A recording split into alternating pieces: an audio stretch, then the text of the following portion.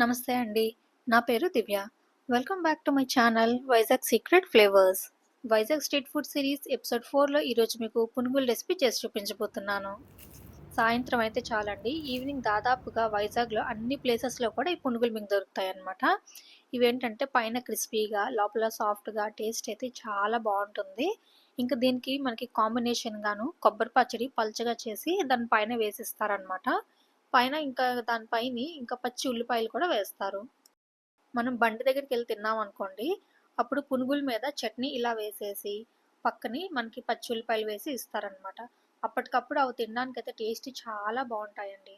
అదే మనం ప్యాక్ చేసి ఇమ్మన్నాం అనుకోండి, పునుగులు వేరేగా పొట్లం కడతారు, ఉల్లిపాయలు అందులోనే వేసేస్తారు, చట్నీని మాత్రం వేరేగా చిన్న కవర్లో కట్టేసి ఇస్తారు. మరి ఈ ఛానల్ని ఇప్పుడే సబ్స్క్రైబ్ చేసుకొని ఫుల్ వీడియోని చూసేయండి. పునుగుల కోసం 1 కప్పు మినపప్పుని తీసుకుంటున్నాను. మినపప్పు బద్దపప్పు కాకుండా ఇలా గుళ్ళు పప్పు ఉంటుంది కదా, దీంతో చేసుకుంటే టేస్ట్ అయితే బాగా వస్తుందన్నమాట. గుళ్ళగా కూడా వస్తాయి పునుగులు. సో ఈ పప్పు 1 కప్పు తీసుకున్నాను కదా. ఇప్పుడు ఇడ్లీ రవ్వ 2 కప్పులు తీసుకోవాలి. మినపప్పు, ఇడ్లీ రవ్వ ఈ రెండింటిని కూడాను ఒకసారి శుభ్రంగా కడిగేసుకొని మళ్ళీ నీళ్లు వేసి 4 నుంచి 5 గంటలు నానబెట్టుకోవాలి. మినపప్పు బాగా నానిపోయిన తర్వాత మనం దీన్ని గ్రైండర్లో కానీ లేకపోతే మిక్సర్లో అయినా ఎందులో అయినా కానీ గారెలకి ఎలా అయితే గట్టిగా రుబ్బుకుంటామో సేమ్ అలాగే రుబ్బుకోవాలి.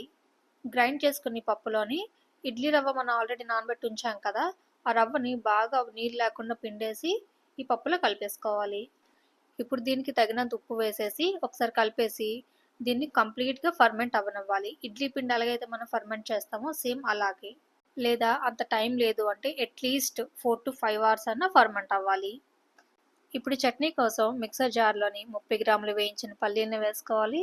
2-3 స్పూన్లు కొబ్బరి, 2-3 పచ్చిమిరపకాయలు, కొద్దిగా జీలకర్ర, ఇంక ఉప్పును వేసి కొద్దిగా నీళ్ళు వేసుకొని మెత్తగా గ్రైండ్ చేసేయాలి. ఇప్పుడు గ్రైండ్ చేసిన చట్నీలోని ఇంకొంచెం నీళ్ళు వేసుకొని ఇలా పల్చగా చేసుకోవాలి.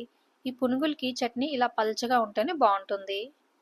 ఇప్పుడు చట్నీ పోపు కోసం కొంచెం నూనె వేసుకొని ఇందులోని ఆవాలు, మినపప్పు, కరివేపాకు, ఇంగువ ఇవన్నీ ఫ్రై చేసుకొని మంచి స్మెల్ వస్తుంటుంది కదా పోపు, అప్పుడు చట్నీలో వేసేసుకోవాలి.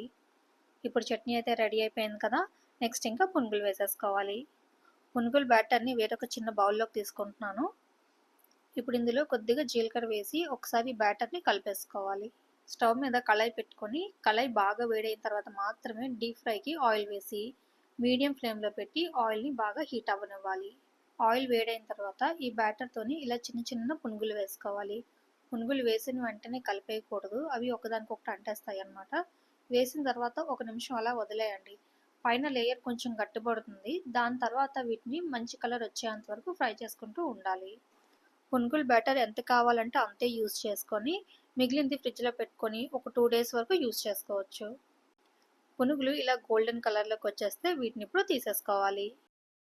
పునుగులు ఇలా వేడివేడిగా ఉండేటప్పుడే చక్కగా చట్నీ వేసుకొని ఉల్లిపాయలు వేసుకొని తింటే టేస్ట్ అయితే చాలా బాగుంటుంది.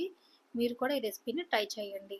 మరి మా ఊరు వైజాగ్లోనే దొరికే ఫేమస్ ఫుడ్ అని మీకు చూపిస్తున్నాను కదా, మరి మీ ఊర్లో దొరికే ఫేమస్ ఫుడ్ ఏంటనేది కామెంట్స్లో చెప్పండి. నేను చూపించిన ఈ పునుగుల రెసిపీ మీకు నచ్చితే ఈ వీడియోని ఇప్పుడే లైక్ చేసి ఈ ఛానల్ని సబ్స్క్రైబ్ చేసుకోండి. అలాగే మీ ఫ్రెండ్స్కి ఇంకా మీ ఫ్యామిలీ మెంబర్స్కి ఈ వీడియోని షేర్ చేయండి.